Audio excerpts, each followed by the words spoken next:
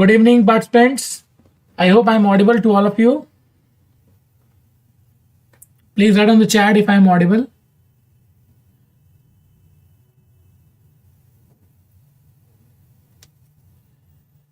Yeah, okay. So I welcome you all to the 8th day of our training machine learning using Python. So I hope you all are fine today. So in the last class, we have discussed the linear regression algorithm, and we have done one project also based on that. So today we'll be discussing about the next algorithm. But before that, we'll wait for 2-3 minutes so that all the participants can join. And you can just remind your friends and colleagues to join this session so that they don't miss anything. So tell them to join fast. Share that video with your friends and colleagues so that they can come and join. Then we'll start after a few minutes. Okay. So I hope you don't have any queries or any questions from the last video. You all have gone through all the videos and sessions that we have done till now. Till now we have total 7 days. So in all these 7 days we have discussed so many things, and I hope you all are enjoying and you are understanding the concept that we have discussed till now in this last 7 days. Okay. So in the coming days also you will be enjoying more. Okay.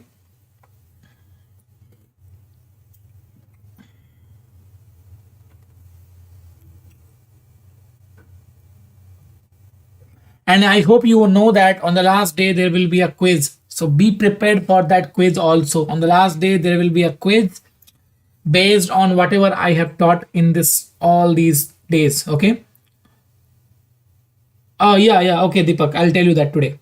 Today, when whatever data set I will use today, in that data set I'll tell you. Okay.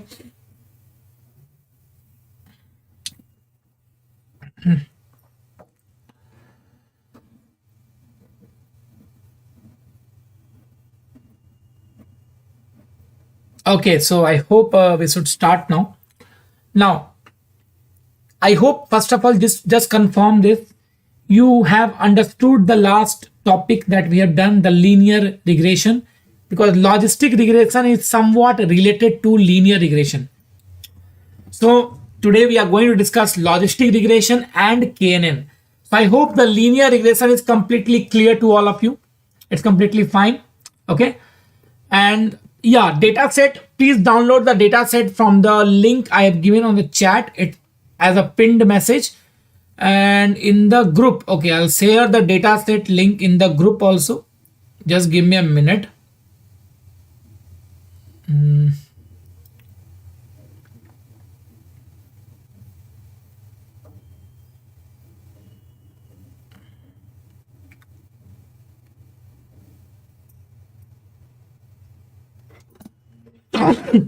Sorry. Okay, check that I have given in the group.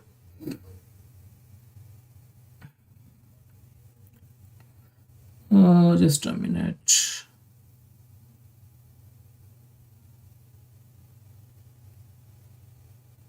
Okay. Fine.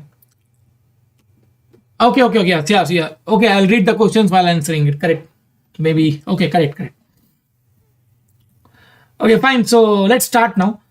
So you all understood the concept of linear regression. So in logistic regression, what actually we do? Let me tell you a sort of. There is no much long theory in the logistic regression. It's a very simple thing. Okay. So let me tell you what is logistic regression and what actually we do in logistic regression. Let me tell you that. But before that, can anybody tell me what do you mean by classification problem statement? I've already discussed that yesterday. What do you mean by classification problem statement?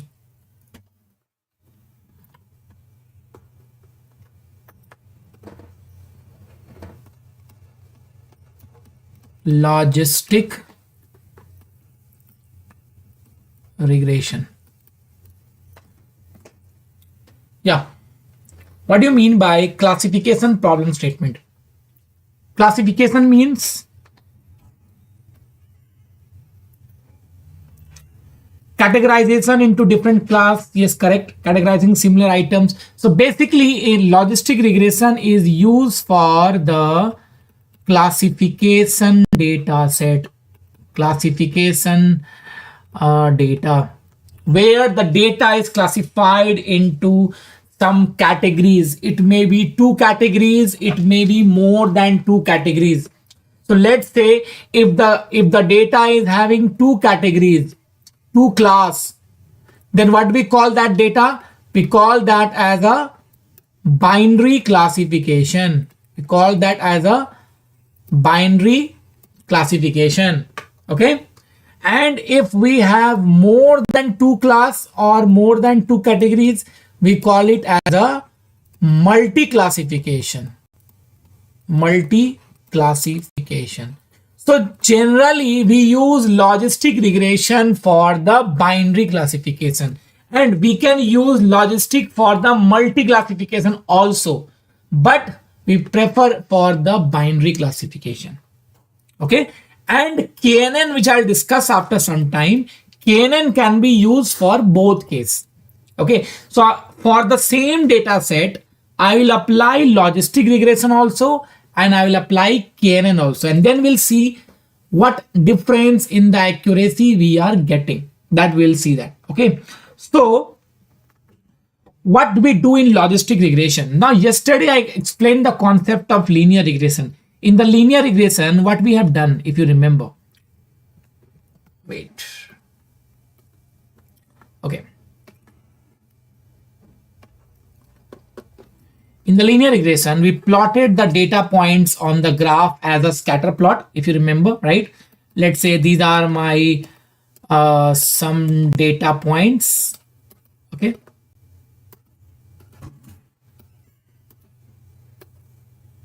So let's say this is your Y and this is your X. This is my data point, let's say. Now let's assume that this is the line of regression. Let's assume that this is the line of regression that we got from the linear regression. After applying linear regression, this is the line of regression that we got. Let's assume it.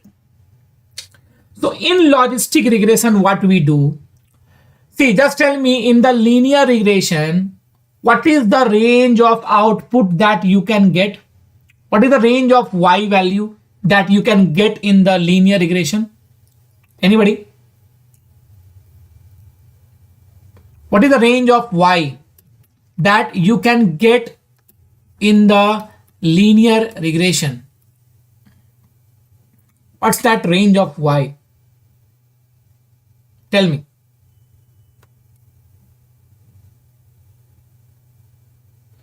Zero to 1? No. In the linear regression, it is minus infinity to infinity. In the linear regression, it is minus infinity. Yesterday, we have done the salary prediction. Was that salary prediction between 0 to 1? Tell me. Was it between 0 to 1? No, right? It was not between 0 to 1. So it can be between minus infinity to infinity. Okay. So in logistic regression, what we do, we convert this into 0 to 1. We convert that into 0 to 1.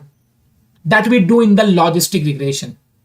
That means, let's say this is your 0 and let's say this is your 1. I'm just assuming that this is 0, this is 1. And in this one, we generally take a threshold value of, what we take threshold value?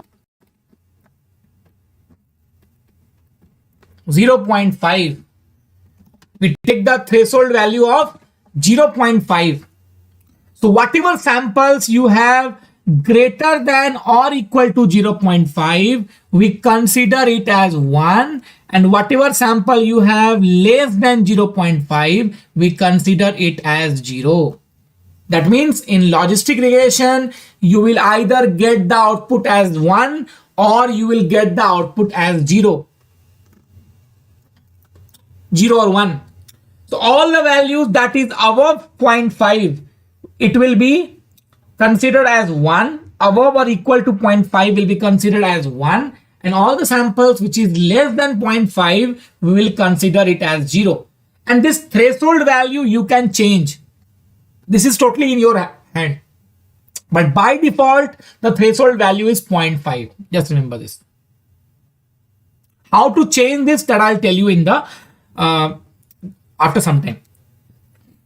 Yeah, that threshold value can be decided by the ROC curve, AUC score. If I'll get time, I'll discuss that in the next session. Okay, or in the coming days. That is decided by ROC curve or AUC score. That I'll discuss in the coming days if I'll get time. Okay. So threshold value, there is a rule for deciding the threshold value that I'll tell you after later on. Okay. So basically, it means that we convert this line into something like this.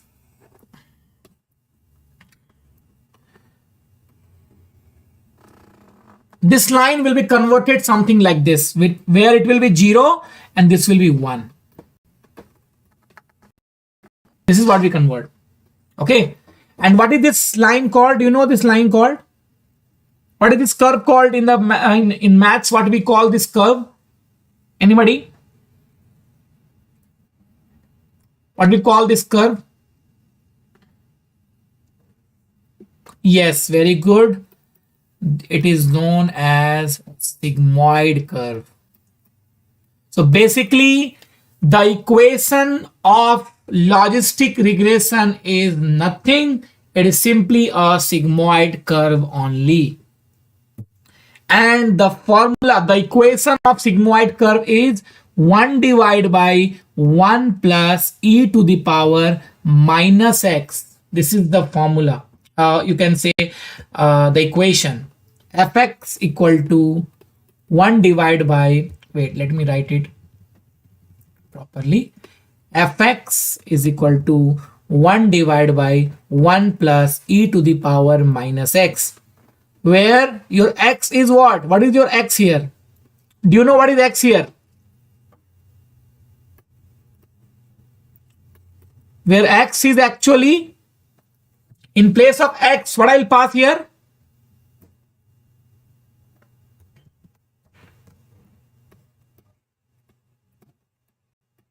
Mx plus c. Mx plus c is basically 1 divided by 1 plus e to the power minus mx plus c. That is actually the formula. Okay. So x, yeah, x is the input, correct? But here the formula is actually this. The equation is this actually. Okay. So this is what we have in the logistic regression. Okay, this is what we have in the logistic regression. So I hope the concept of logistic regression is clear. Yeah.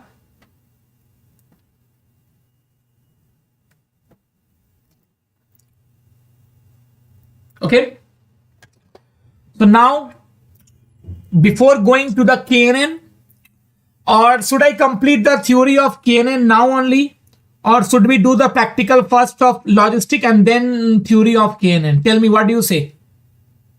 Should I complete the theory of KNN now only? Or should we do the practical of logistic and then KNN? Tell me. Yeah, see what we have done. This was a line that we got from the linear regression. So in the linear regression, what we are doing, we are converting this line between 0 to 1. That we actually do in the logistic regression. That's all. Theory first. Okay, let me complete the theory only first. Okay, fine. So what is KNN now? Let's discuss KNN. Let's complete the theory first. Okay.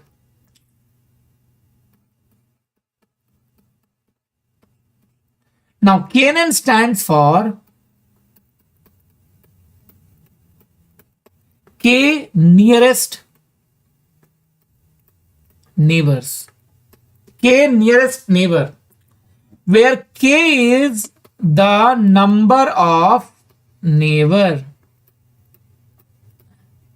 K is the number of neighbors. Now this algorithm, we also call this algorithm as a lazy algorithm, lazy model or lazy algorithm. Because here we don't have much training. There is a simple formula. We apply that concept and we get the prediction. There is no such training goes on here. No such long training goes on here. And that is why we call this KNN as a lazy model and lazy. And this is a very, very common question that is being asked in the interview. That which model is a lazy model or which model is a lazy algorithm. So you have to simply say that KNN. KNN is a lazy model or lazy algorithm. Now this KNN gives you the result based on the nearest neighbor or I can say based on the majority. Based on the majority. I can use this KNN for classification also. I can use this KNN for regression also. So it can be used for regression and classification both. But in most of the case, we use it for classification. Lazy, you don't know. Lazy, you don't want to work. Lazy means those who only want to sleep.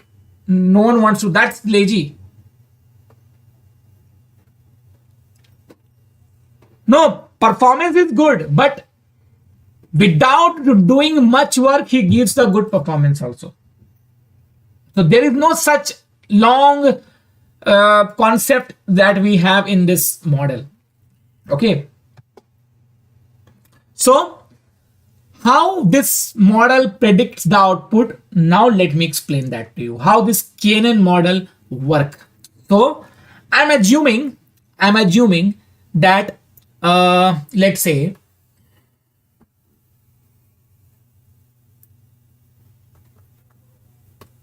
let's say we have some data points.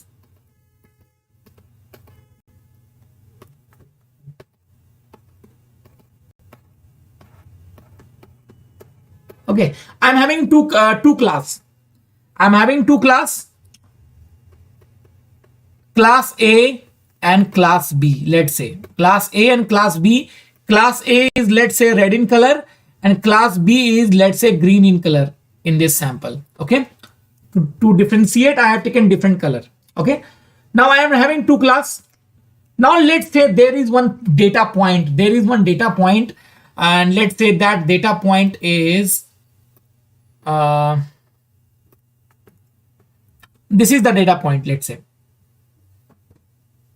Okay, this is one data point, and now I want to predict whether this data point belongs to class A or it belongs to class B. This is my problem statement. There is one new data point here. I want to predict whether this data point belongs to class A or it belongs to class B. So what it will do now, it will calculate the distance. Let's say this point is X. Let's say this point is X. And all the other points are, let's say, 0.1, 0.2, 0.3. So let's say this is 0.1, 0.2, 0.3. So the distance of X from all the points will be calculated. From all the points. So let's say you have 50 points. So you will get total 50 distances. So it will calculate the distance from this point, then this point, then this point, then this point, this point, and so on to all the point like this. From every point, it is going to calculate the distance. Now, after calculating the distance, we have to define the value of K. Now, K means number of neighbor. Neighbor means the nearby pixels. So, nearby values, you can say data points. So let's assume that K value is, let's say 3. Later on, I'll tell you how to decide the value of K. Right now, just assume that I am taking the K value as 3. And remember one thing, the maximum value of K should be the number of data points. So if you have 50 data points, maximum value of K can be 50. Not more than that. You cannot take more than that. Okay. But what should be the appropriate K value, that I'll tell you after some time. Now I'm assuming that K is equal to 3. So what it will do, it will search for 3 nearest point. Now all of you tell me, can I say that these are my 3 nearest point? Tell me everyone. Can I say that these are my 3 nearest point? Yeah.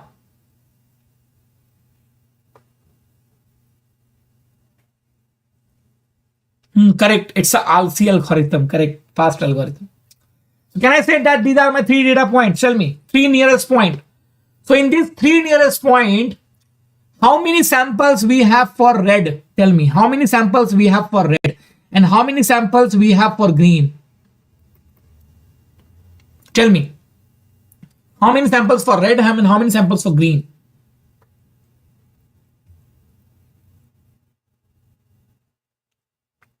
Two samples of red and one for green. So who will have the majority here? Who is the majority? Which class is having the majority? Tell me. The majority is with red. This is the majority. So I can say that this data point belongs to red class. This data point belongs to red class.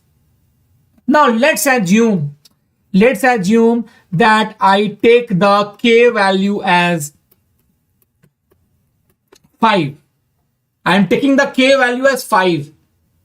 So in that case, it will include 2 more points. So let's say that 2 more point is this. This is that 2 more point. Let's say. Now, which class is having the majority? Tell me. In this case, which class is having the majority? Again, red class. You can see 3 samples of red and 2 samples of green. So again, red is having the majority. So again, I can say red is the class to which on that data point depends. So like this, we try different value of K and then we check where we are getting the best accuracy. And the K value where you get the best accuracy will be the appropriate value of K. So the value of K where you get the best accuracy will be the appropriate value of K. Now, yeah, Sachin, you asked me K value should be odd number only. Now I'm going to tell you that. That's a very good question. Now, why I have taken here odd number? There is no rule that you take odd number only. Here I have taken odd number because there are 2 classes. So if I take even number, there will be a chance of tie. Am I right?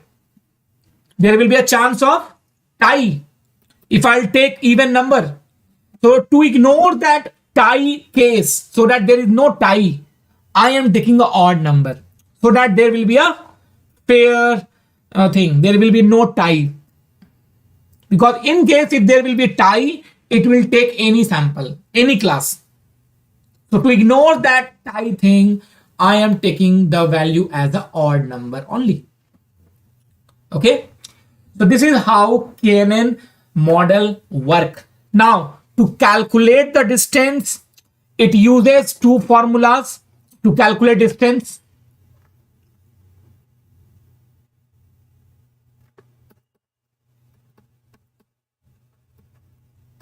No. It is number of data only, not -1. Number of samples only. To calculate the distance, the formula can be done by 2 things. Either you can use Euclidean distance or you can use Manhattan distance. Now I hope you have heard of these 2 distances. Is there anybody who don't know about these 2 distances? Manhattan and Euclidean?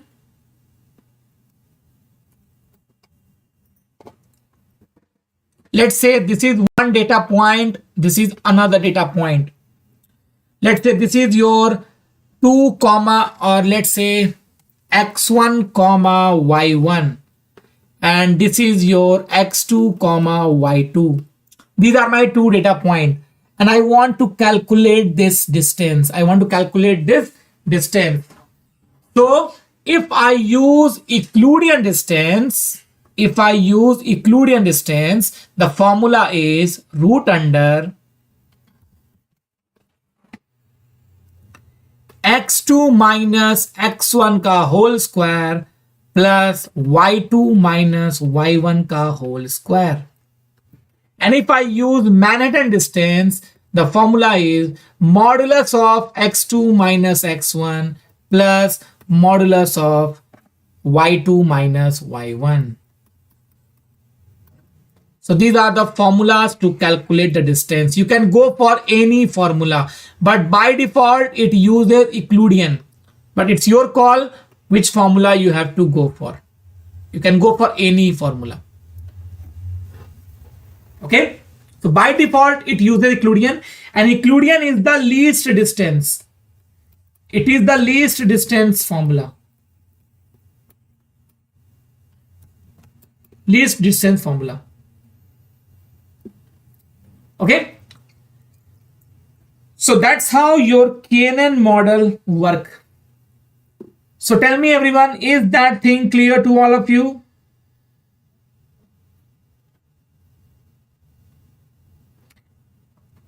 Am I clear how the KNN model work?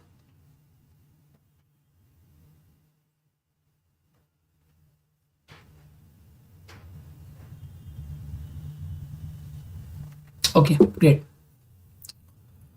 So now let's do the practical and understand this, how we can apply this to our data set. Let's understand this now. What is management? This is the formula. If you want to understand, like make you understand in diagrammatically way, see, if this is one point, this is another point. If I am going like this, I am going from here to here. I am going like this. So this is your Euclidean distance. This is your Euclidean distance if I am going like this. But if I want to go from this point to this point, and if I am taking this path, I am going here and I'm going like this. I am going. I'm going like this. That means let's say this is A and B. So Manhattan will be A plus B. Manhattan will be A plus B. Understood?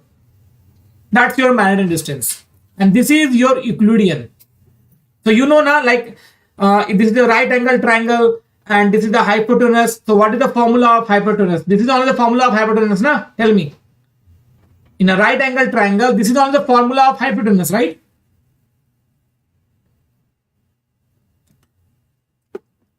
If you go from these data points in the term of data points, okay? Fine. Now let's understand this practically.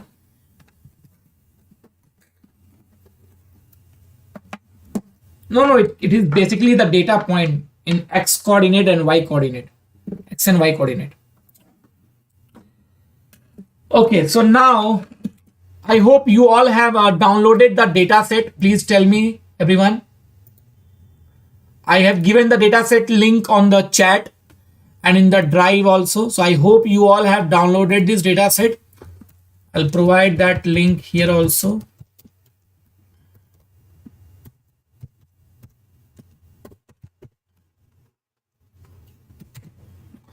Okay, so now let me provide this Google Colab link also.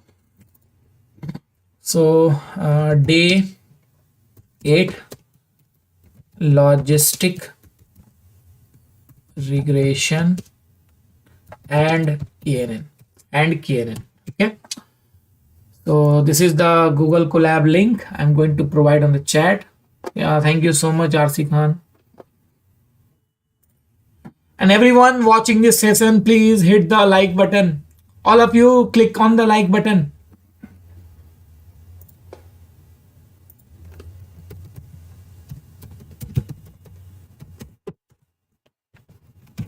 Okay, I provided the Colab link on the chat.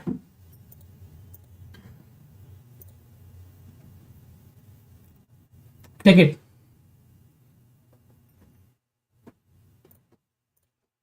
Okay. So let's read this data set first. So import pandas as PD. Let's import numpy also in case if we use that numpy as np. We'll upload the data set here. You all know how to upload. Simply you have to click on this folder and click on this button to upload the file.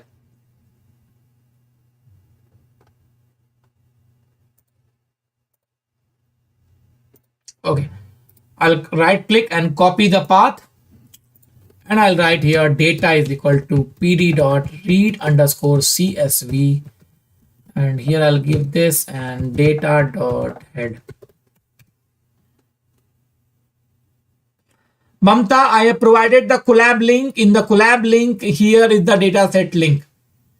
Or you can check the WhatsApp group. In the WhatsApp group also, I have provided the link of the dataset. Okay. Now, this is the dataset that we are having right now, where we have user ID, where we have gender, where we have age, then the estimated salary, and then purchased. Now, this is the data set to predict whether a person, according to the salary, according to the age, according to the gender, whether he can purchase a product or not. So here this purchase, if you see the unique point in the purchase column, data of purchased dot unique.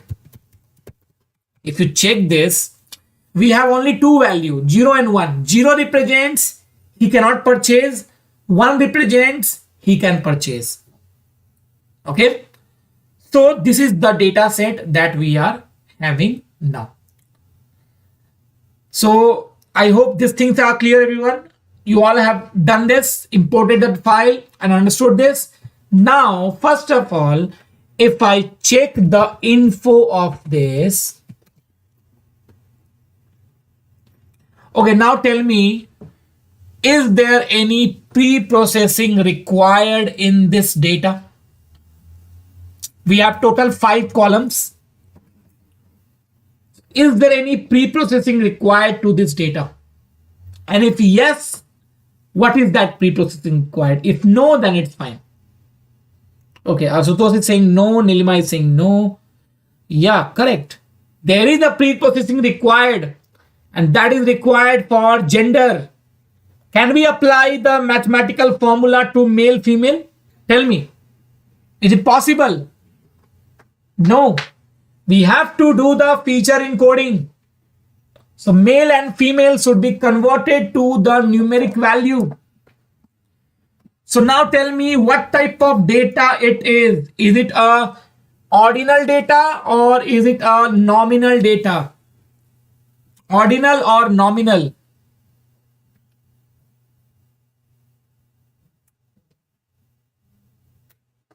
Ordinal or nominal? Nominal, correct. Because there is no ordering of this, there is no rank of this. And you know that for nominal, what type of process we apply, which encoding we apply for nominal data. Which process we apply for nominal? You all know this. Tell me. One hot encoding. Yes, very good. One hot encoding. So this is one thing that you have to do in this data set first. So let's do it now. So I'll do using pandas only. So I'll write here, let's say gender is equal to pd dot get underscore dummies. I hope you remember this function, get underscore dummies. And here you will pass data of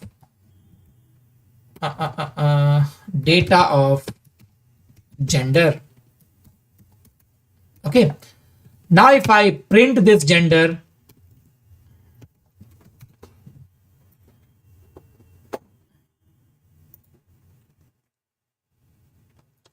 it is taking time.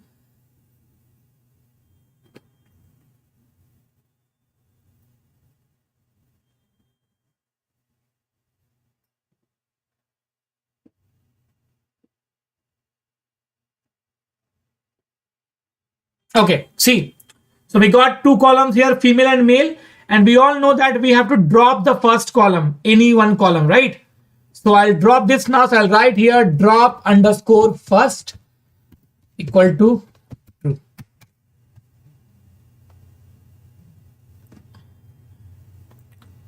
Yeah, we can apply label encoding, but I told you in the label encoding class that in case of nominal data, we don't do label encoding, we do ordinal encoding. I told you that. Okay, we don't do label encoding. We can do that. It will give the same result, but that is not a proper way. When you do it in some competition, or when somebody is asking you in an interview, if you say that, they will tell you wrong. So that is not a proper way. Okay. Okay. Fine. Now after this, gender is done. Now we have to add this to my so what I'll do is I will do it in a very simple way. I'll write here data of let's say I will replace the previous gender. So I'll write a data of gender equal to gender. I'm replacing my previous data, and data dot head.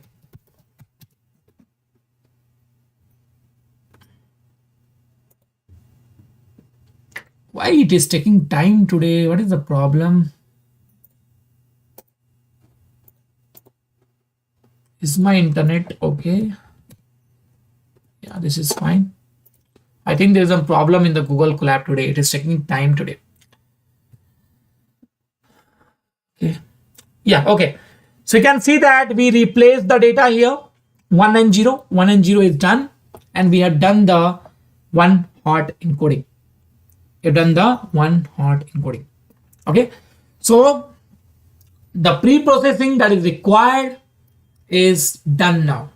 Now we can go and apply the logistic regression or KNN. So first of all, we will apply logistic regression. Now, can anybody tell me what is X here and what is Y here? Anybody can tell me what is X and what is Y? Let's split the data now. So what is your feature here? What will be your X here? Yeah. What's your X here?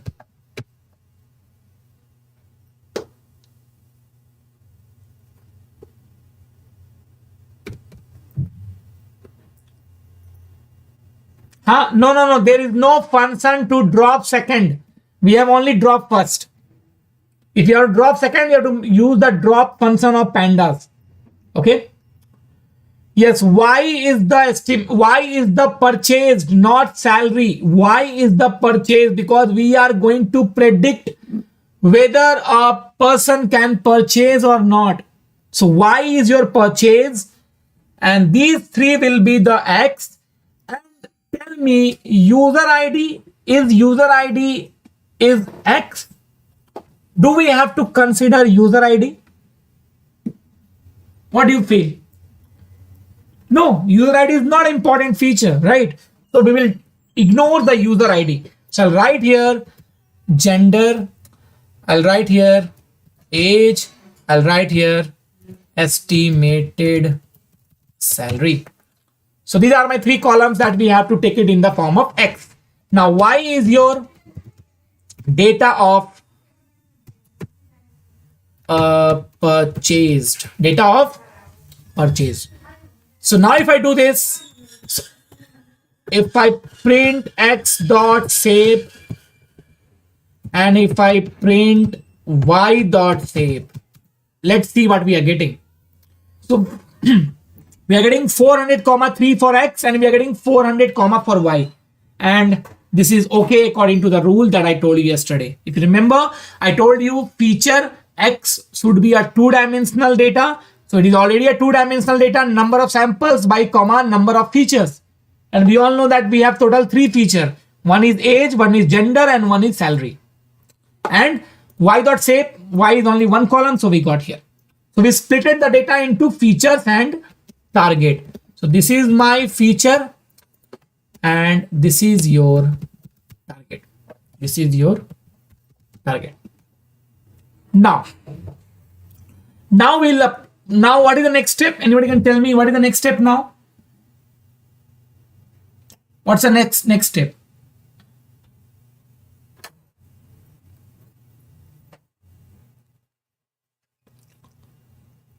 What is the next step? Yes, we will split the data. Yeah, very good. split the data into train and test. Split the data into train and test, the same way that we have done yesterday. Okay, so x train comma x test comma y train comma y test equal to. Now there is one thing that you have to be careful while doing train test split in the case of classification problem. And what is that thing? I'll tell you. Wait.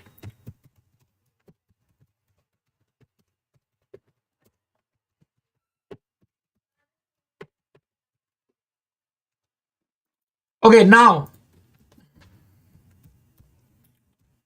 let's say I'll take 80% only, so 0.8. Now, what is that one thing that you have to be careful here? Let me tell you that now. Let me tell you it here. Now, right now in our current data set, how many class we are having? No, that is not necessary. How many class we are having? That I'll discuss tomorrow for the validation part. How many class we are having in our data set? Yes, we have 2 class. 0 and 1.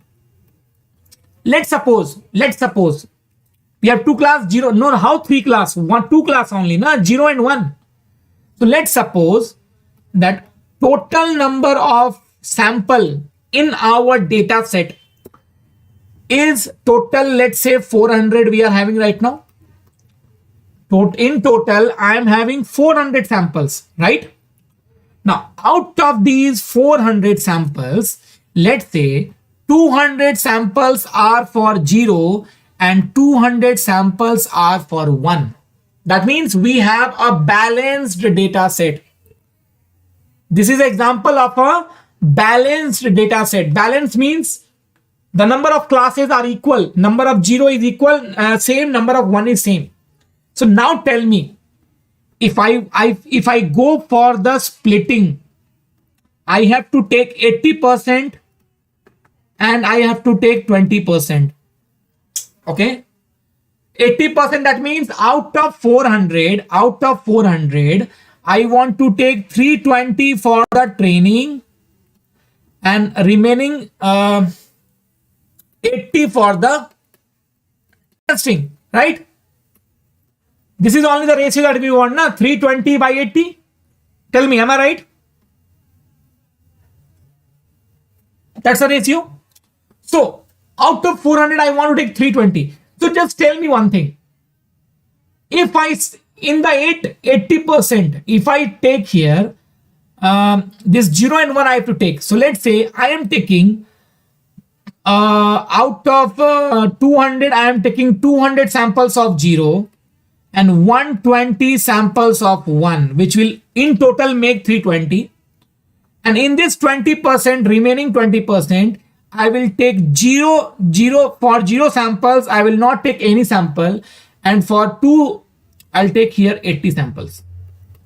Is that a fair splitting? Tell me. If I split in this way, is it the correct way to split? I have total I have taken here 320 sample. So 200 samples I have taken for 0 and 120 samples I have taken for 1.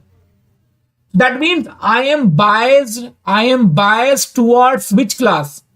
If I am doing this, I am biased towards which class? Tell me, I am biased towards which class?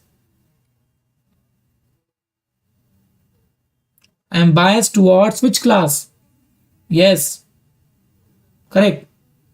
I am biased towards 1 class or 0. So only 1 class I am considering. Only 1 class. I'm not taking any priority to second class. So 0, I am biased towards 0 basically. So in that case, you should not do that. So what should be the fair splitting? Can anybody tell me? The fair splitting is I should take 80% from here and I should take 80% from here also. That means the fair splitting should be 160, 160. And in the testing, 40, 40. So this should be the fair splitting. Am I right? Tell me. 160, 160 and 40, 40. So this is your training. This is your testing. So you have to be careful for this thing. You have to be careful. Now, one more thing. Let's say for 0, you have total 300 samples out of 400. And for 1, I am having total 100 samples. That means this is the imbalanced data set. I am having more samples of 0 and I am having less number of samples of 1.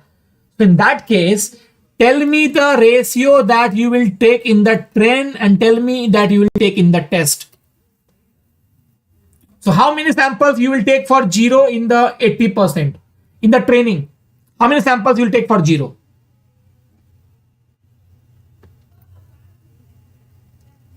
Can I say 80% of 300? And 80% of 300 will be how much?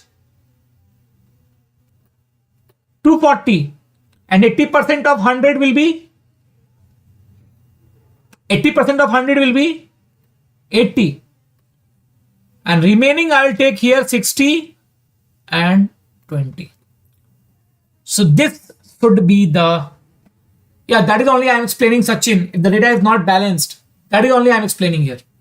That means you have to try that when you split the data, you take the data class in a proper ratio, in a proper proportion. That thing you have to be careful. Otherwise, your model will not be a good model. It will be a biased model towards some class. It will be a biased model. Okay. So now let's check and let's do it now. So first of all, we will see that how many samples we have in total. In total, how many we have. So I can write here, y is the data frame, right? So y dot value underscore counts. I can simply write here y dot value underscore counts. And see here, we have total 257 value of 0 and we have total 143 samples of 1. Now tell me, is it a balanced data set or unbalanced data set? What is this data set here? Balanced or unbalanced?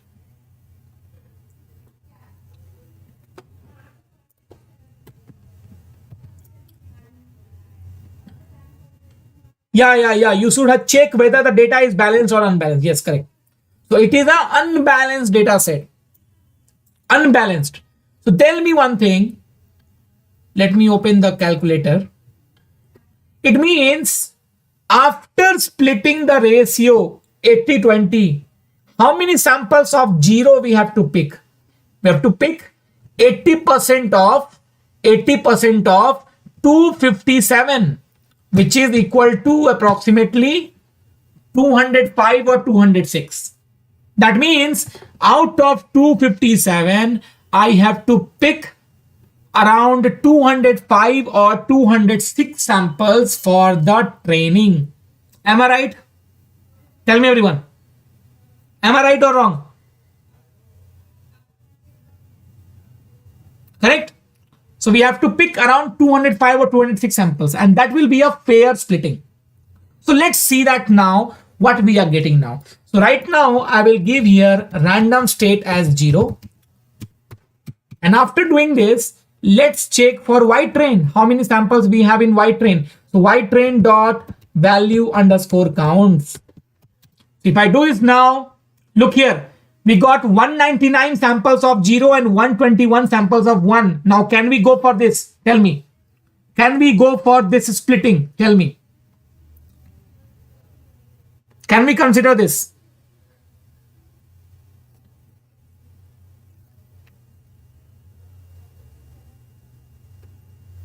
Yeah.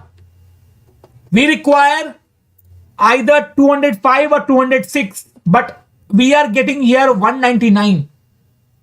So we should not go for this.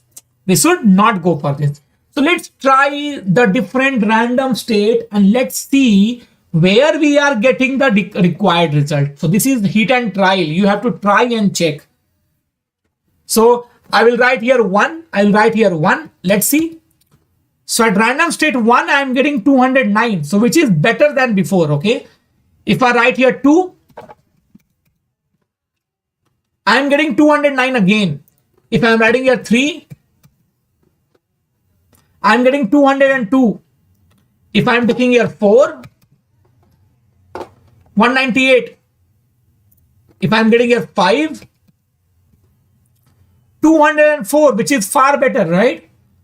If I take here 6, okay, so we got 205, which we require. See, so when you try different random state, you will definitely get your ratio in 5 or 10 random state. You don't have to go much farther. Okay, you will definitely get in 5 or 10 random state. And see, here we got that 205, which we require. So now tell me, can we go for this ratio? This is approximately 80% of this, and 115 is also 80% of this. So we can go for this ratio. This is my final splitting data. That's my final splitting data. Okay. So am I clear to everyone? Is that clear?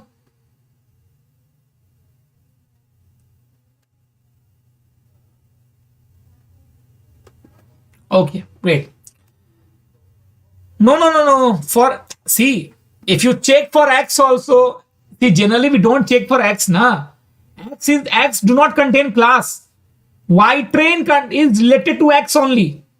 Okay, it's related to that only because it's a same X train corresponding value of Y train, same thing. Okay. No, there is no formula. You have to do that hit and trial, or you can use it in a loop, and in the loop you can compare. That also you can do. There is no formula to do that. You can write the code in the loop. In the loop you can check that. Okay. So now we'll go for the building of model. So now I'll write here logistic regression. That is hit and trial, Hasina. To know the random state value, that is hit and trial. So from sklearn,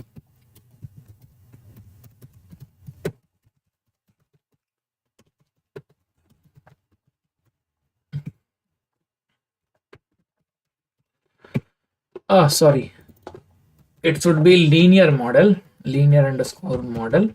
So from sklearn.linear underscore model, import logistic regression. Let's create a model. Let's say log stands for logistic regression. Okay, so log is equal to, I'll create an object of this. Simply it's a variable name log, and then we will let's train the model here itself. So I'll write here log dot fit, and here we'll pass x train comma y train. So if I do this now, my logistic regression is applied. Done. Now we will do the prediction. So ypred is equal to log dot predict, and here you will pass y train, sorry, x train, sorry, x test. Okay.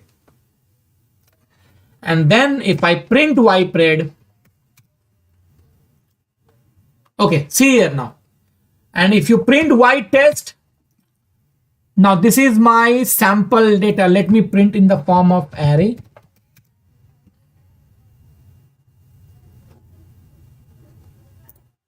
No. In classification, you have to do this. You cannot decide by random, like through linear regression, because here the first thing, the majority is this one. The first thing is this.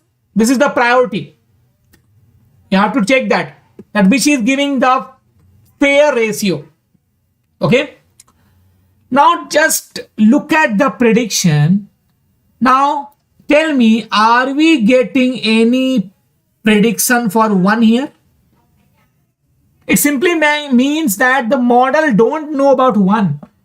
He only know 0 only. He don't know about 1. Yeah, tell me, am I correct?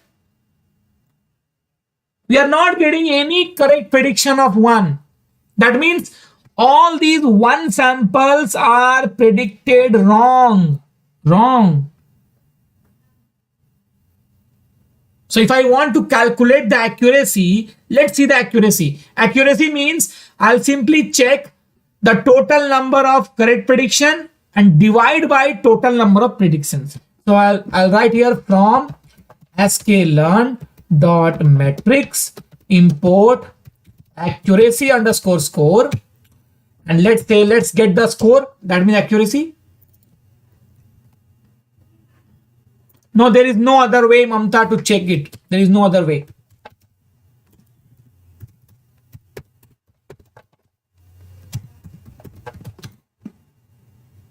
Okay, so how much accuracy we got here? 65%.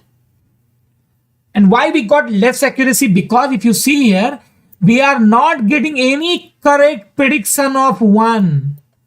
Everywhere we got 0 only. That means this model is not behaving good. Now I would like to ask you, can anybody tell me the reason why I am not getting a good accuracy here? Is this logistic regression not a good model for this? Or there is some other reason for getting this less accuracy? Just remember all my previous class, you will get your answer. I've already covered this thing in my previous class.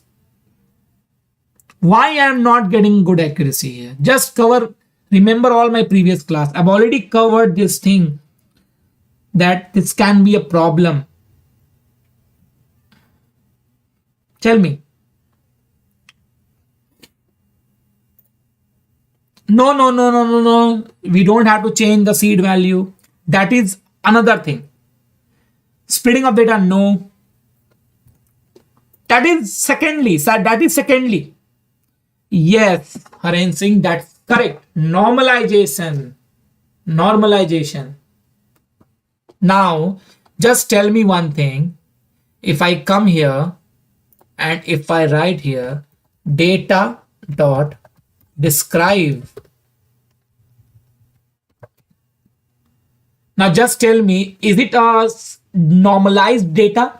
The minimum value of age is 18. Maximum value of age is 60. That means the data is between 18 to 60.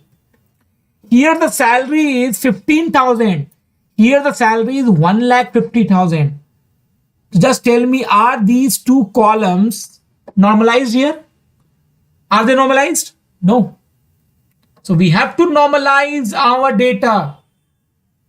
We have to normalize this to get the best accuracy. Otherwise, you will not get a better output. So we have to normalize this. Okay. So let's see, after normalizing, how much accuracy we are getting. Let's see. So I'll just write the code before splitting the data into X and Y. Okay, I'm writing the code before this. So before this, I am writing the code. So from sklearn dot preprocessing import standard scalar. Import standard scalar. So scalar is equal to standard scalar. And I'll write here data of age is equal to scalar dot fit underscore transform. And here I will pass data of age. That means we are scaling it and then we are replacing it also. Same thing, I'll do it for the estimated salary also. Now if I do this, now my data will be a scaled. Okay, wait. I have to take it in the form of 2D array. So it should be a 2-dimensional data.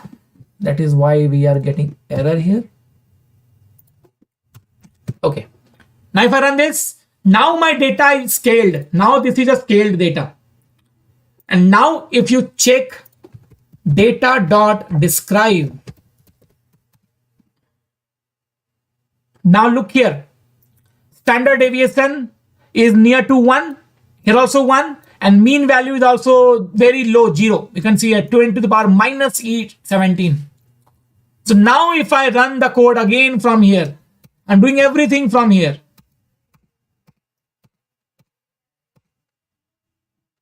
Okay, now can you see your 65% accuracy changed to 89% approximately? And see the magic of scaling. I told you in the scaling class that I'll show you what difference scaling will make. And see here, 65% accuracy increased to approximately 89%. 89%. Yeah, I'll come to the threshold. Just wait.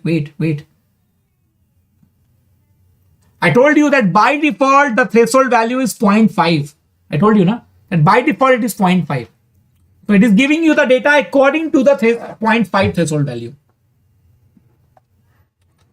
So tell me, is that clear to all of you? How scaling affect the accuracy? You have seen this. Now this is a good accuracy. This is fine. 89% is not bad. It's good.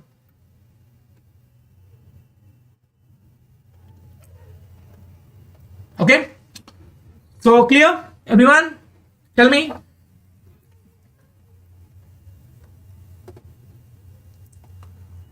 Now, in case if you want to change the threshold here, if you want to change the threshold, I'll tell you that also. How can you change the threshold? Now, for changing the threshold, see, this is just a scaled data. After scaling, teacher model don't know whether this is A's or something. So when you scale the data, it can be less than 0. Actually, that doesn't make a meaning, right? Correct. But that is fine when you are training the model. Okay. Now, so let's say ypred underscore new. Now I want to change my threshold value. Right now the threshold value is 0.5 and that is why it is giving you the value as this. So if you want to change the threshold value, you don't have to use predict function. You have to use predict underscore probability, PROBA. That stands for probability. Now in this case, we will get the probability of both class. I'll get the probability of 0. I'll get the probability of 1. So based on the probability, you will decide your output. So see, ypred underscore new. If I print this ypred underscore new, now look here, we got the array with the probability. This is the probability of 0. This is the probability of 1. So it means that model is 82% sure, 82% confident that the output is 0, and 17%, 18% not 18% sure that the output is 1. Here the model is 96% sure about 0 and 96.9. Okay, and 0.4% for 4% for not sure. Like 4% for 1, you can say. So we got the probability of 0, we got the probability of 1. Now, if you take the threshold value of 0.5, that was default. But if you want to change the threshold value, I told you that you have to take this way. Now, how to change the threshold value? Let me write in the comment here. Okay, now just tell me, let's say, just tell me what threshold value we should consider. Any example. Let's say that I want to consider the threshold value of, wait, let me connect my pen.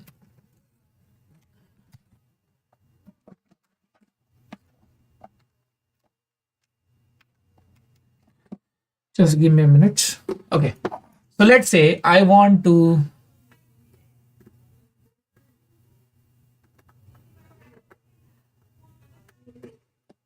okay. So I want to take a threshold value of, let's say, 0.4. Instead of 0.5, I want to take a threshold value of 0.4. Now, what does it mean? What does it mean? It means that if the sample is greater than 0.4, I will consider it as 1. Let's say greater than or equal to 0.4, I'll consider it as 1. And if it is less than 0.4, I will consider it as 0. Tell me, this is only the assumption? Tell me everyone. If it is greater than or equal to 0.4, I will consider it as 1. And if it is less than 0.4, I will consider it as 0. So tell me, if this is the prediction for 0, this is the probability for 0, and this is the probability for 1. If I am taking this, if I consider only this column, just ignore this column, ignore this column, ignore this. I am taking in consideration of only this column. I'm taking only these value. I'm taking only these value. So tell me one thing. If this value, now according to this threshold value, what should be this value here? It should be 0 or it should be 1. According to the threshold value of 0.4.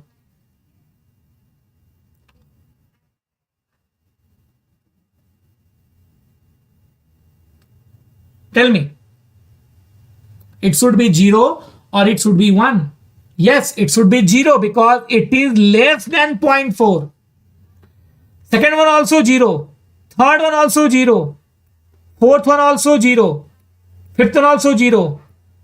So that means we'll get so many 0, right? So till here we will get 0, right? And now from here we'll get 1. So this was we got here like this, right? So we just have to consider this column if you are going for this thing. But tell me one thing. Let's say I don't want to consider this column. Now you are saying that why, sir, why should I consider this column only? Why not consider this column? So tell me one thing. If you consider this column, then what should be the rule for that? If you consider this column, then what should be the rule for that? Can I say that the rule should be opposite? If it is greater than 0.4, you should consider it as 0. And if it is less than 0.4, you should consider it as 1. Tell me, am I right? So if you consider this column, you have to consider this thing. If you consider this column, you have to consider this thing. Okay. So let's change the threshold value to 0.4 and let's get our prediction. Let's do it now and let's get our prediction. So what I'll do is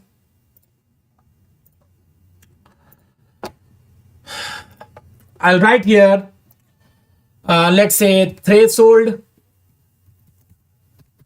is equal to 0.4. I want 0.4. So I'll write here, let's say y pred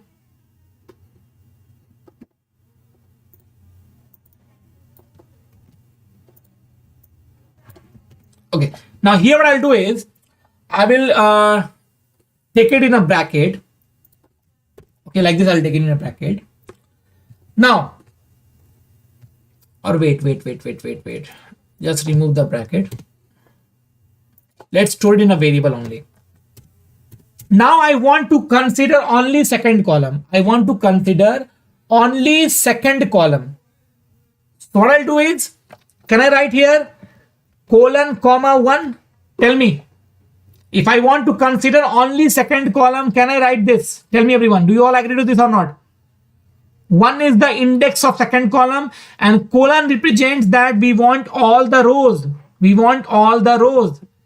So if you do this, look here. We are getting only the second column data. Only the second column data. Now, if I write here y pred greater than threshold. If I write here y pred new greater than threshold. Now if I do this, let's see what is happening now. If I print y pred new, let's see what is happening. Look here. Wherever we have the value greater than threshold, it is becoming true. And wherever we have a value not greater than threshold, let's say I'll say greater than equal to threshold, let's say. So there, wherever we have true and wherever we have false. Now tell me, if I want to convert this into 0 and 1, what we have to do? If I want to convert this into 0 and 1, what we have to do? Tell me. Y pred underscore new dot edge type, just convert that into integer and it will become 0 and 1.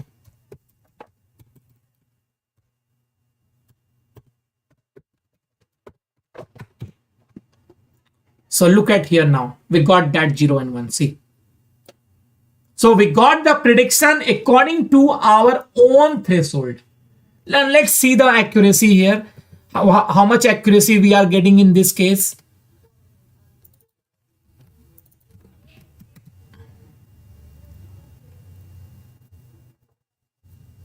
%82%. So we got less accuracy. Okay. Now how to decide the threshold value? If I'll get time, I'll explain that in the next session. Because for that, it's a time taking. I have to explain AUC, ROC, all these things I have to explain, and then only you will be able to understand that thing. So this is how we apply logistic regression. So am I clear to everyone? And please everyone hit the like button, all of you. I hope you are enjoying this session. So please hit the like button and make it 100, everyone. Make it 100 right now. 99 participants are watching this session. All of you just hit the like button.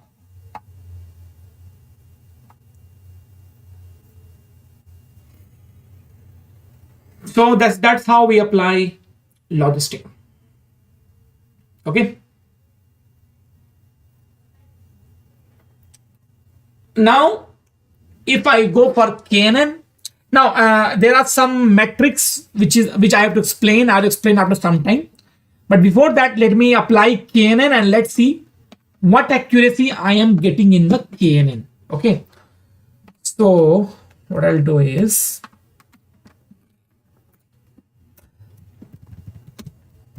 KNN from sklearn.neighbors import k nearest classifier, k neighbor classifier. No. Threshold is only checked for those algorithms where you are going to predict 0 and 1 only. And in the case of logistic regression only, because in the logistic regression only you go for the threshold value, not in other algorithm. In KNN we don't go for that because KNN work in different way. KNN work in the case of majority. There we don't have the threshold value. So threshold value is only applicable in the logistic regression only. So only logistic you have to go for. Yeah, it is specific to logistic, correct. So let's say KNN is equal to k neighbor classifier, and here you have to define the k value, that is n underscore neighbors. Number of neighbors, let's say I'll take here 3. Later on, you can apply the loop. You can check where you are getting the best accuracy and you can decide the value of k. That I will leave up to you. You can do that, okay? Now knn.fit xtrain comma ytrain and y pred underscore knn is equal to knn dot predict, and here you will pass x test. And if I print y pred underscore knn, so these are my prediction result. So now if I calculate the accuracy,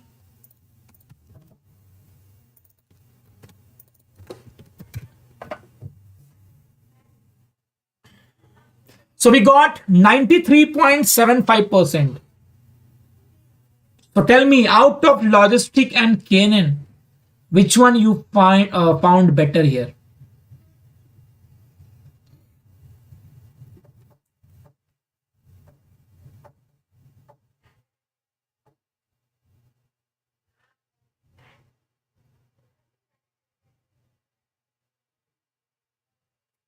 KNN is better, right? For KNN, we got higher accuracy. So as I told you earlier only, KNN is a very lazy model, and without doing much work, he gives you the better accuracy without doing much work. Okay, but not in all data set. Maybe in some other data set, KNN may not give you the good result. Maybe that you have to check after applying. Okay, so I hope it's clear all of you how we apply KNN, how we apply Logistic. Is that clear to all of you? Just confirm this, and then I'll move on to the evaluation part. How can you evaluate the model? Because this score is not enough to evaluate the classification model. This is not enough. No, it is not every time, because more accuracy, more K value doesn't mean more accuracy. It can be different also. It may be less also. So you have to check that. Okay. There may be some other algorithm also. I'm just talking about the standard, the mostly used algorithm, Rupa. Okay, Rupam. Not, there can be other algorithm also where we have a threshold value concept. Okay. There are so many algorithms. Okay. Fine. So now let's understand how can we evaluate the classification model. Now, yesterday I told you how you evaluate the regression model, and I explained about the R2 score. And I told you that if the R2 score is good, you can say that the model is good. But here, accuracy score is not enough. This is not enough in all the type of data. I'll tell you where this accuracy score is enough. So now let me tell you the model evaluation. All of you, please pay attention. This is a very interesting topic, and this is very important also. When you go for the interview, most of the questions are being asked from this topic only. And this is quite confusing also if you don't pay attention.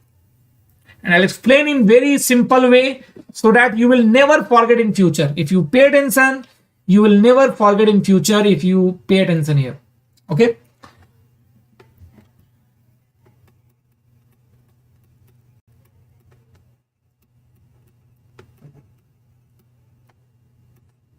Okay, now we have 4 things. First of all, one thing is, for the evaluation, we have one thing which is known as confusion matrix. Confusion matrix. Now, this confusion matrix is very important. If you calculate confusion matrix, you can get anything. So we have 4 things related to this confusion matrix, which is used for the model evaluation.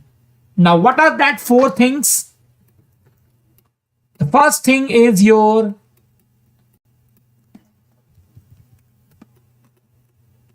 accuracy score, which we just calculated.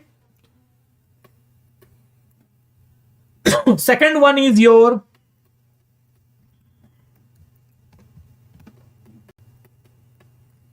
precision score. Third one is your recall score. And fourth one is your F1 score. Now, before going to this, first of all, I would like to ask you, all of you, how many of you have studied about all these 4 and still you have a confusion in this? How many of you are having here? Let me see. How many of you have studied this before and still having a confusion? Let me see how many of you are present here.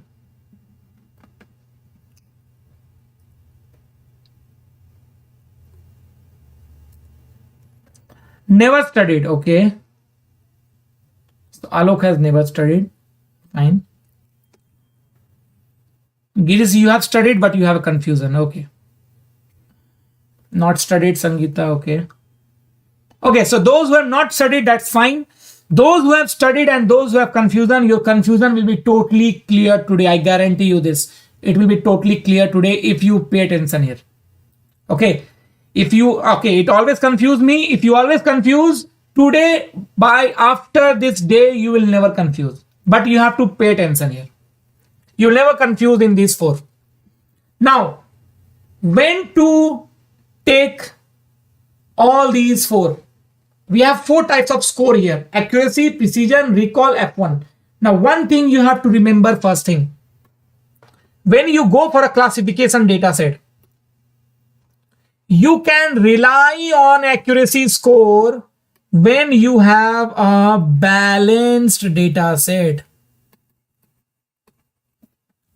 If you have a balanced data set, then there is no need to calculate precision score, recall score, and F1 score. No need. You can totally trust accuracy score. If you are getting a good accuracy score, it means that your model is good. And if you are not getting good accuracy score, it means that model is not good. You can totally trust your accuracy score in case of balanced data set. But if you have unbalanced data set, then there we have to calculate this. So tell me, in our case, can we rely on accuracy score for the data set that we have used today? Tell me, can we rely on this? Can we rely on the accuracy score or for the data set that we have used today? No, our data set is a unbalanced data set. That means we have to see this.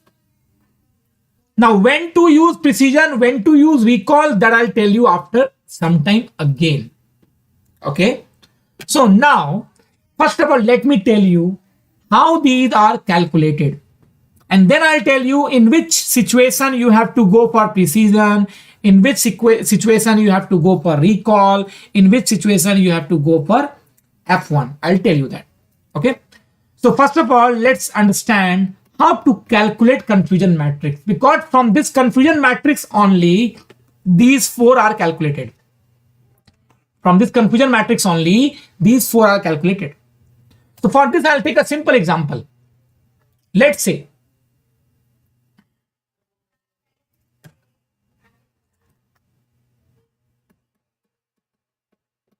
this is my Y test. Then I have Y pred. Okay.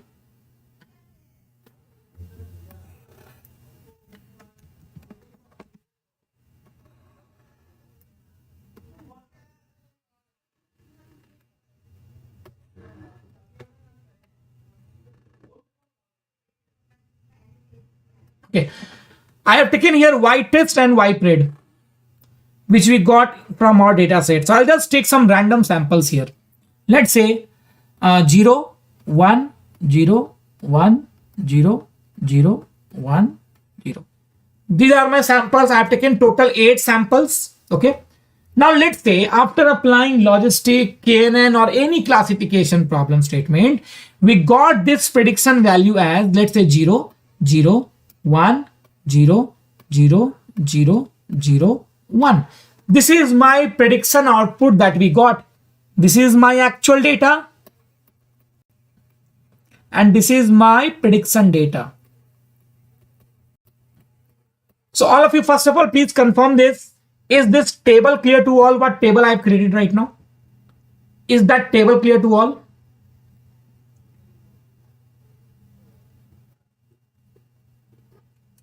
Confirm this.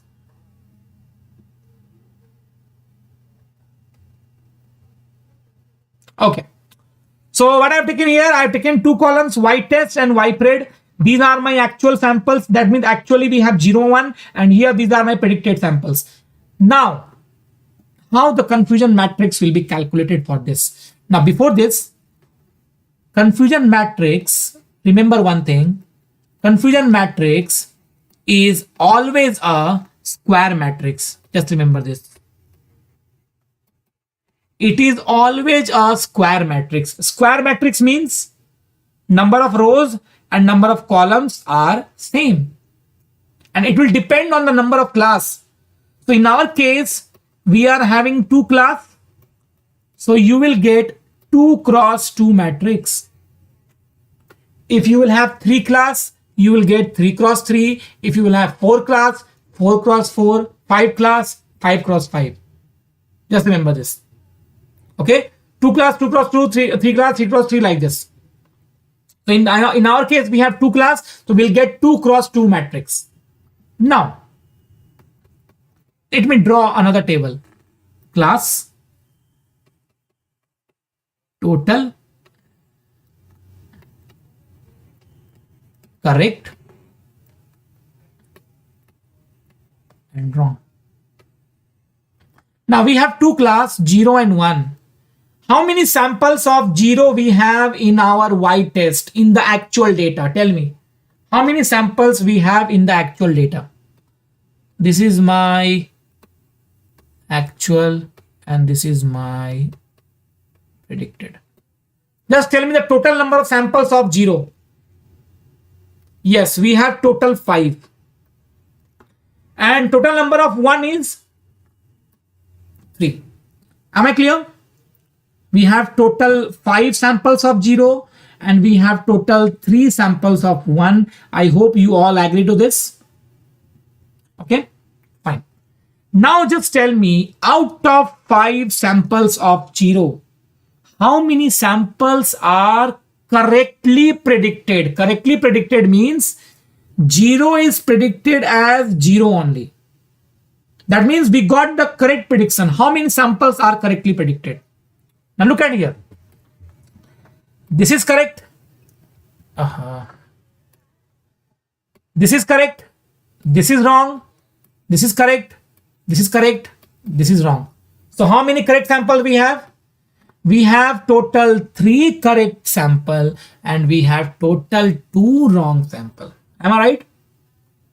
Now just tell me for 1 also.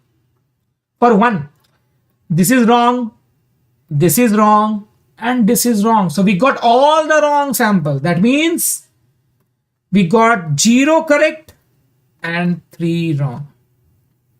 Right? So now tell me, is this table understood, everyone? Have you understood this table, everyone? How we got this table? Have you understood this?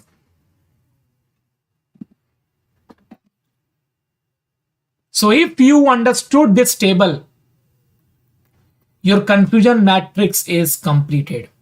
Done. You have got the confusion matrix. Now let's draw the confusion matrix. So your confusion matrix, as I told you, it will be 2 cross 2. So this is my, let's say, 2 cross 2. Wait, let me take it here. Now just remember this. This is your actual data. This is your predicted data. Okay. Now this is your 0. This is your 1. This is your 0. This is your 1. Generally, we have it in the ascending order. 0, 1, 0, 1. Now here, can I say that this is 0, 0? Can I say that this is 0, 1? Can I say that this is 1, 0? And can I say that it is 1, 1? Just tell me, if you have studied the matrix, you should be able to understand this very properly. This is 0, 0, 0, 1, 1, 0, 1, 1. 0 row, 0 column, 0 row, 1 column, 1 row, 0 column, 1 row, 1 column. Right? Now, what does it mean here? It means that actually it was 0 and the predicted value is also 0. Actually, it was 0 and the predicted value is also 0. What does it mean? Actually, it was 0 and what was the predicted value? The predicted value is 1. So now just tell me from the above table, how many sample we have where 0 is predicted as 0 only? That means the correct prediction of 0. How many samples we are having like this? 0 for 0. 3 samples. Yeah, very good. 3 samples. How many samples we have where 0 is predicted as 1? That means wrong samples of 0.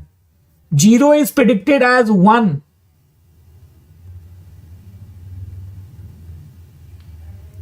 Yes, we have how many samples? Tell me. 2 samples. Yeah, very good. 2 samples. Now what is this represents here? 1 is predicted as 0. 1 is predicted as 0. That means the wrong prediction. How many samples we have where 1 is predicted as 0? Tell me. 3. 3. Yeah, very good. 3. And how many samples we have where 1 is predicted as 1 only? That means the correct prediction of 1. It's all 0. So this is called the confusion matrix. So I hope you don't have any confusion in confusion matrix. I don't think so. Tell me.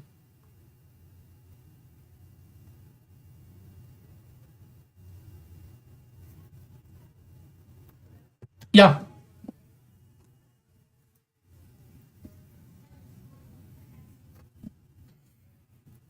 No confusion?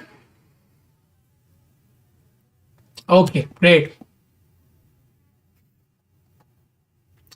Now moving further. Now coming to the accuracy score, precision score and all these. Now before that, let me tell you about one more term which you must have heard. In generally, we have it in the medical reports. And what are that term?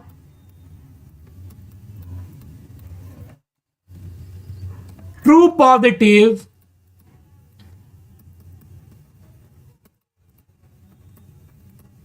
true negative, false positive,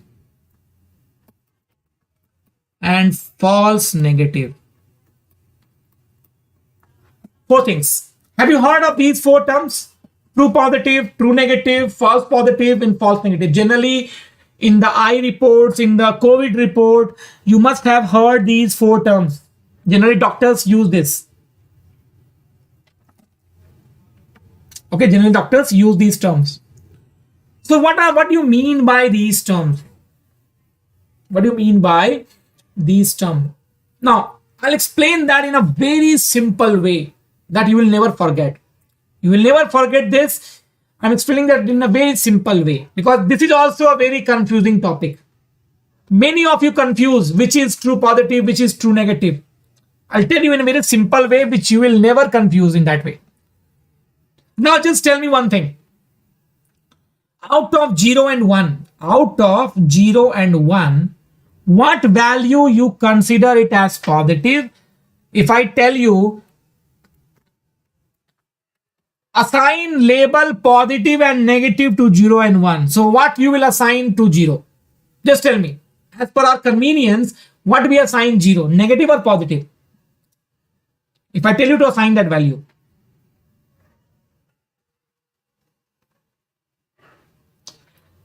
We basically assign 0 as negative, right? And true as positive. I hope you all agree to this. We generally take this one, right? We consider 0 as negative and 1 as positive. This is what we generally consider, right?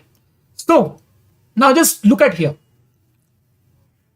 Here we have positive, so I'll write here 1. Here we have negative, I'll write here 0. Here we have positive, I'll write here 1. Here we have negative, I'll write here 0. Now first of all, tell me, is that thing clear? What I've done right now? I have positive, I've written here 1. I have negative, I've written here 0. I have positive, I've written here 1. I have negative, I have written here 0. So this is what I have written here according to that label. Now tell me one thing. If I am saying you that this positive is true, true means it is the correct prediction. So tell me, if this is the correct prediction, what would be the real output? What would be the actual output? Can you tell me? If this is the correct prediction, I am saying that this is correct. The prediction is totally correct. So what would be the real output of 1? If I am saying that it is correct. 1 only, right? So this is 1. That means 1 is predicted as 1 only. That means it's correct. Now if I am saying that this 0 is also true, it is correctly predicted. The 0 that I got is true. So what should be the real value? The real value is 0 only. So 1 1 1 1 is called true positive, 0 0 is called true negative. That means in the confusion matrix, this is your true negative, this is your true positive. Now, if I'm saying that this 1 that you got is false, it is false. So what should be the real value then? If this 1 is false, then what should be the correct value? 0, right? And if I'm saying that this 0 is false, that means the correct value should be 1. That means 1 0 is false negative and 0 1 is false positive. Very simple. If you use this trick, you will never get confused in these 4 terms. You will never get confused. This is the trick that I use to remember this. And that's a very simple trick. If you remember this trick, you will never forget in your life.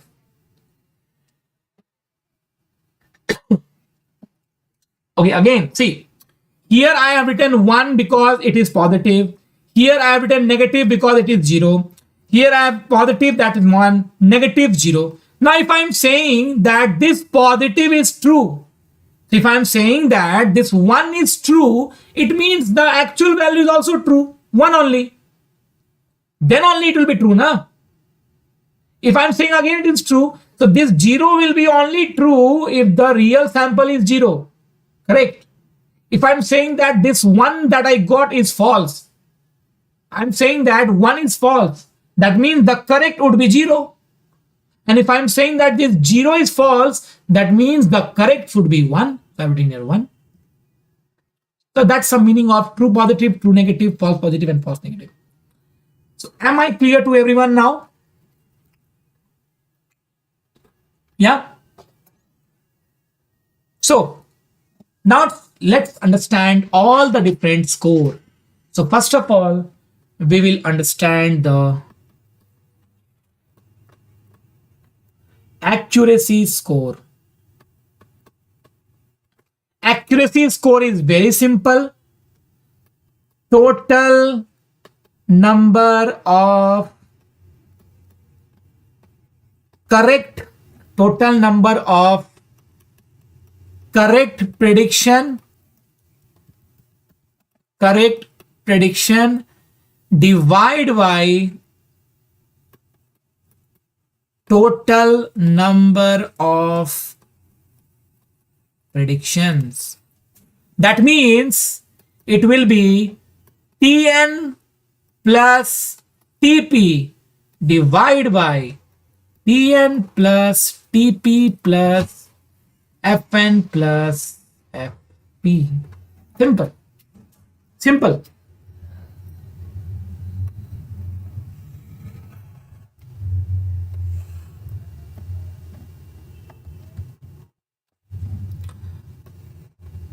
Lokesh Kumar Verma, I see in every session you are worrying about the attendance. I don't know why. You should know that I'll share the attendance whenever it will be required. You should focus on learning first. That's your first priority.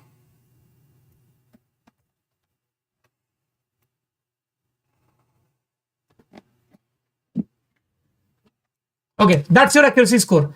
So I hope accuracy score is clear, everyone. Simple. Total number of correct prediction divided by total number of prediction. That is simply the accuracy score. Now coming to the next one, which is your recall.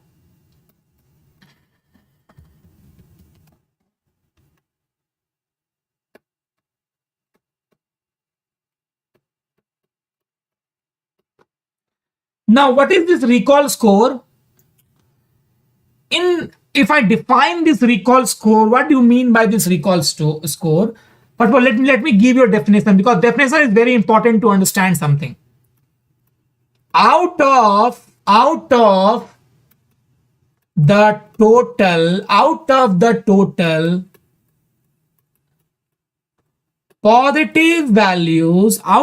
total positive values,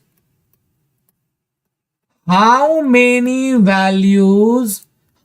values are predicted correctly positive? That's a definition of this. Out of total positive values, that means out of total 1, how many values are predicted as 1 only? Now, let me draw the confusion matrix here. This is your Tn, this is your Tp. Now, what is this one here? If you see here, this is F1 and F3. Okay. Correct. This is your Fn and this is your Fp. Now, just tell me one thing, everyone. If I ask you from this matrix, tell me the total count of 1. So what you will say? Tell me the total count of 1. So what you will say in that case? Just tell me. I want the total count of 1. Total count of 1. A total count of actual 1 I want. Actual one, not predicted one. Actual 1. No. I'm asking from this matrix. From this matrix I'm asking. In terms of Fp, Fn, Tp, Tn. In terms of these 4 terms I want.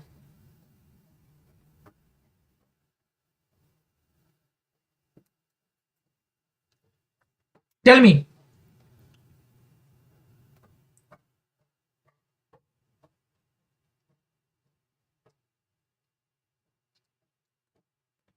Can I say that this is the total number of actual 1? Tell me. This is the total number of actual 1. Can I say that? Tell me. So, your recall will be Fn plus Tp here. Fn plus Tp. Now, out of these total 1, how many values are predicted correctly positive? That means it will be Tp.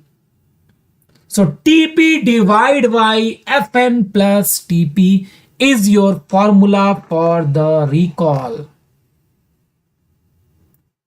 Simple. Tp divided by Fn plus Tp. And this is also known as true positive rate or sensitivity. It is also known as true positive rate or sensitivity. So this is your recall score.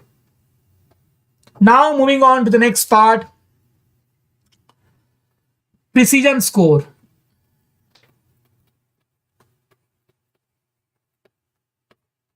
Now what's the definition of precision score? Out of the total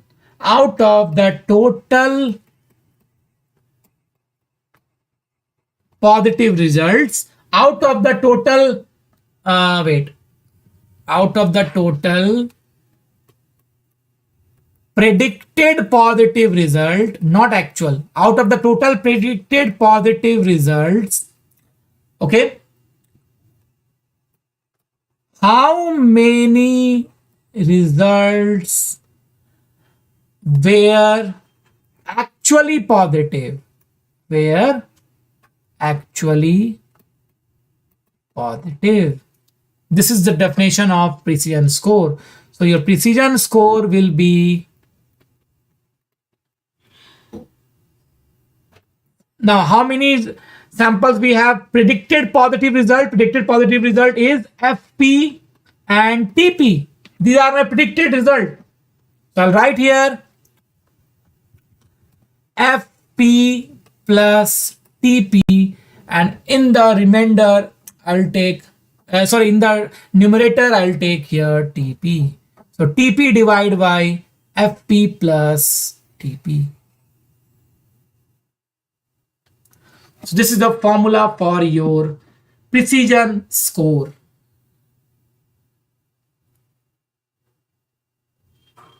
Okay. Now,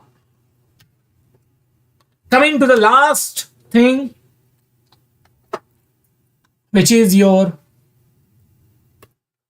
what is the last one?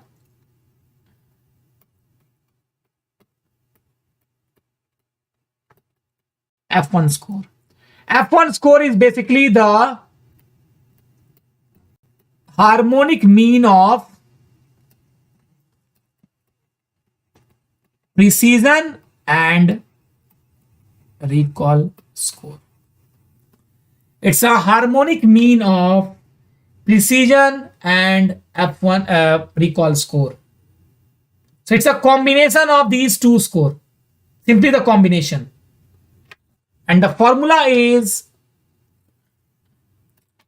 F1 is equal to 2 multiplied by precision into recall divided by precision plus recall. And if you solve this, if you equate precision and recall formula, you will get TP. If you equate this, TP divided by TP plus 1 by 2 of FP plus Fn. That's a formula that you will get after equating this.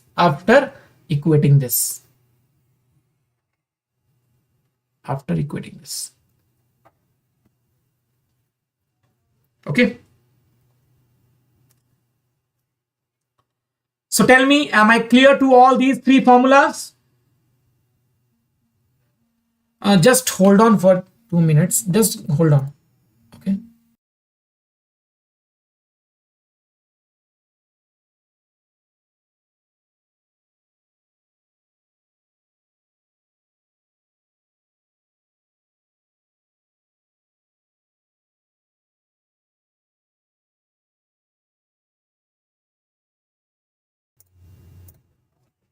Okay. Fine. So I hope it's clear, everyone. Tell me, are these three formulas clear? Yeah.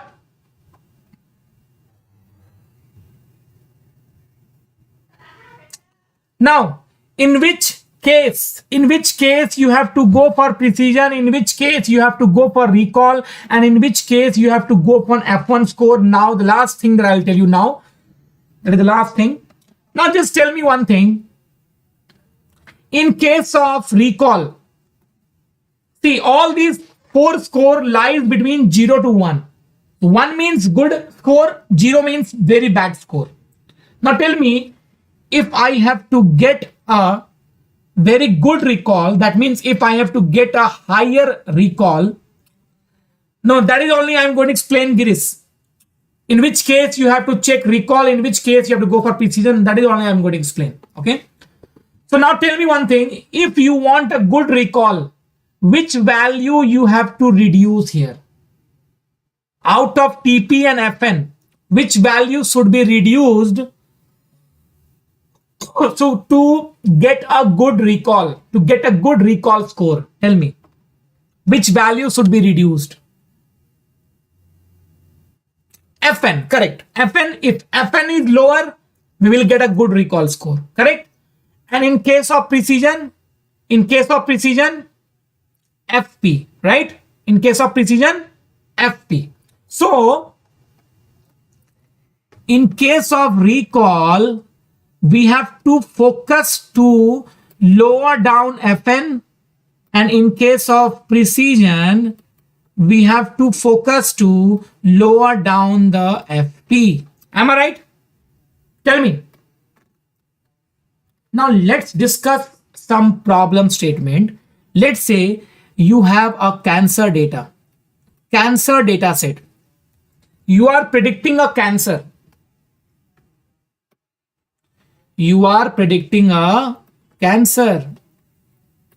Okay. 0, 1, 1, 0. 0 represents no cancer. 1 represents yes cancer. Now 0, 1 means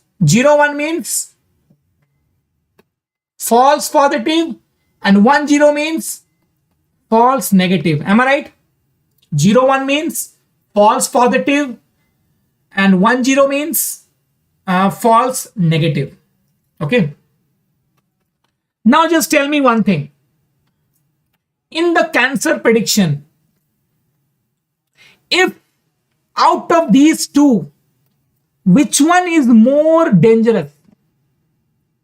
In the first case, what I'm saying, the patient is not having cancer, but according to the model, he is having cancer. According to the model, he is having cancer. And in the second case, what I'm saying, the patient is not having cancer. Sorry, the patient is having cancer, but here I am saying, according to the model, that the patient is not having cancer. So which one is more dangerous here? FP or FN? Yes, second case is more dangerous. Why? Because according to the model, he is saying that no cancer. So he will not take any medication and he will move freely. So that means we are risking his life. But in this case, if let's say the model is saying that the patient is having cancer, let's say. So maybe in the second report, maybe in the second test, he will get no cancer. That means this is more dangerous, right? We have to focus more on reducing FN. So that means when you are going for cancer prediction, which score you will follow? Tell me which score. Because here we are focusing on FN. So which score you will follow? Recall score, because here recall is focusing on FN. Recall score. I hope it's clear, all of you. Now let's take an example. Let's take an example of a spam detection. Mail spam detection. Mail spam detection, where you are detecting the mail, whether a mail is a spam or not. So again, 0, 1, 1, 0, no spam, yes spam. Now FP, FN. Now in this case, which is more dangerous? In the first case, the mail is not spam, but it is going in spam. Here the mail is spam, but it is going in inbox. So which is more harmful? First or second? First case, right? Because here in this case, the mail is not spam, but he is going to spam. That means I can miss my important mail. But in this case, if I am receiving the spam email, I can ignore that email. I can ignore that. But if I'm missing my important email, that is not good. So we are focusing on FP. We are focusing on FP. So in that case, in this kind of problem statement, you have to go for the precision.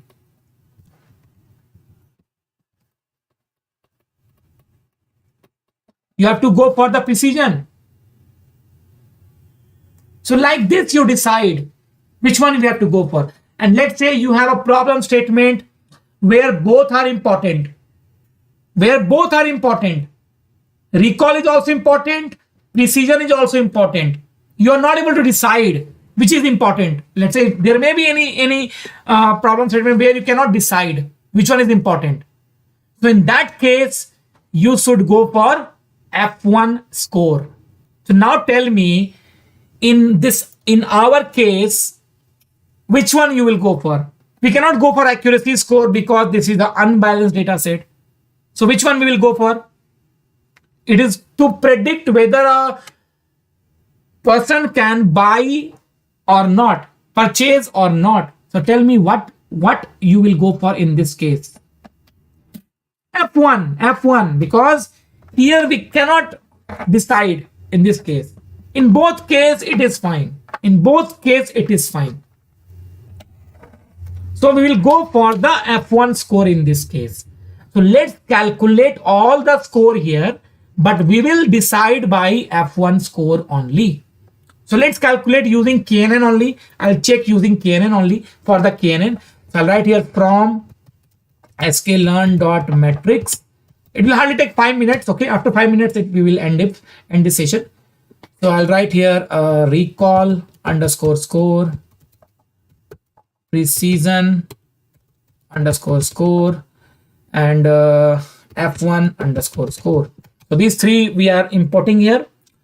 And then let's say recall is equal to recall score, y test, comma. Now just tell me, meanwhile, is your confusion clear now? Those who were having confusion, is your confusion cleared? Yeah, I can say that in most of the case we go for F1. Yes, we can say that. Depends on the problem statement.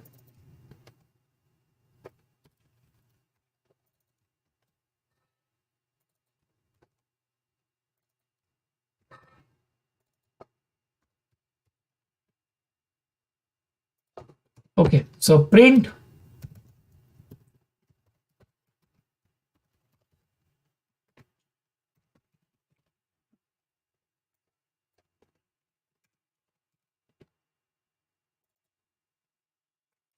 F1 you have to use when you are not able to decide whether we go for recall or precision. That means where you are not able to decide whether you should go for precision. So in both cases, where you have to give priority to both things, in that case you have to go for F1. Okay, look here. We are getting a recall score of 92%, precision score of 89%, and F1 score of 91%, which is not bad. So in that case, I can say that my model is very good, very good. If I calculate for the logistic, let me ypred. Okay, ypred is for logistic. If I predict for the logistic, let me see for the logistic what we are getting.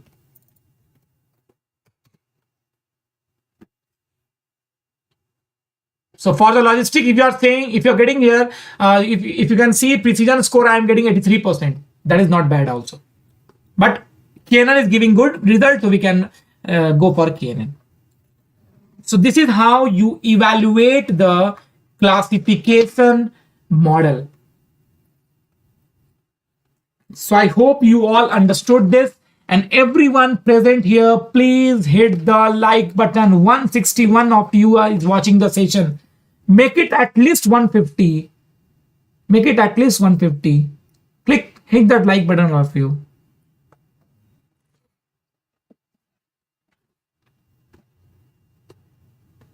So this is all for today's session. I hope you understood this today's session and you enjoyed this today. Okay. So tomorrow I'll discuss the part of cross validation. How can you do cross validation? And let me see, I will discuss ROC curve and all these things also. How can you decide the threshold value? That also I'll discuss tomorrow. Okay. So tomorrow will be more interesting topic. Algorithm part is over. Now we'll not discuss any algorithm. Now we'll discuss something more about this, how you can improve the model performance. That we will discuss in the next session. Okay. So all of you hit the like button, please do that. And now I'm going to share the attendance form. This notebook, this Google Colab notebook is uploaded in my Google Drive. If you see the Google Drive, the same drive you will get there. Okay. My notebook. Okay. The dataset and notebook is all there. Now let me share the attendance.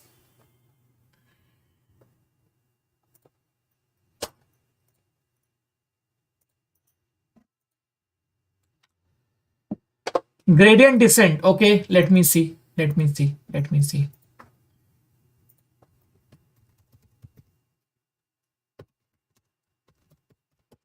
See, 178 people are watching. Hit the like button, all of you. This is only some small support I want from your side.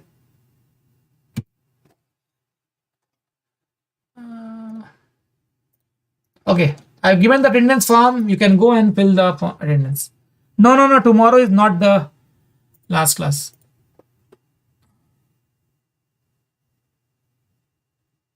Harendra, do you mean unsupervised learning? K means clustering.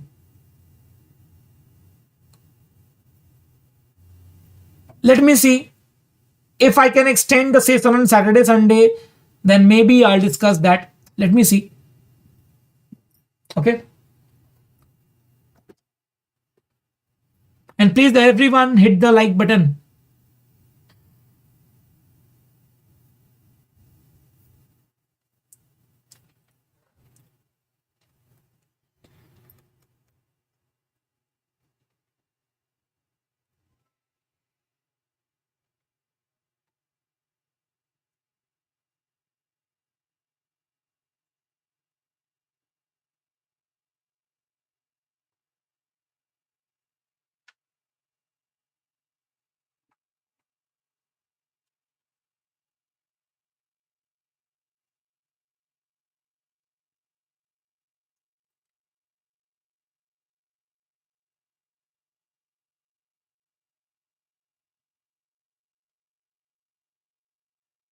See, these are the part of statistics, standard deviation, mean, variance, all these are the part of statistics. Maybe in future I'll arrange one session on statistics. There I'll explain that. Okay.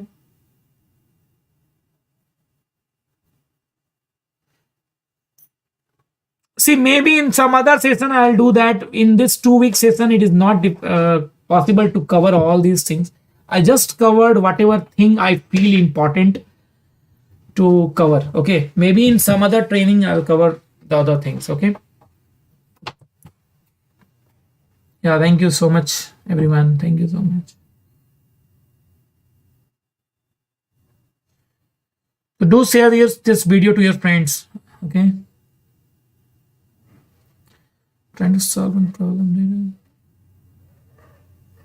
Basically, see, Hina, if you are having a text, basically, what is your problem statement? What actually you want to do? First of all, tell me the problem statement.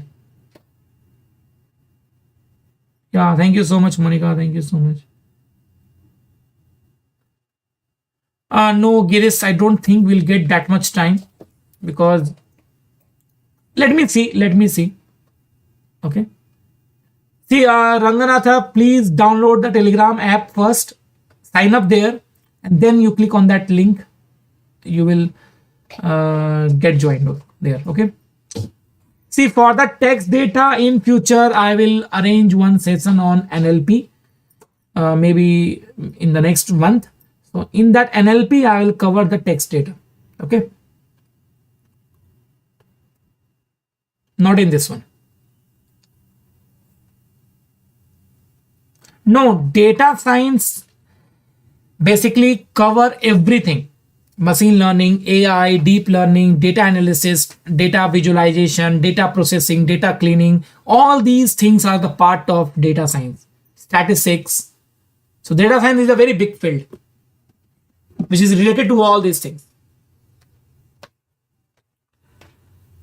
See, Professor D.R. Solanke, you can download the video, but it will not give you a very good quality. It will be 360 only. These videos will be available to my channel for lifetime.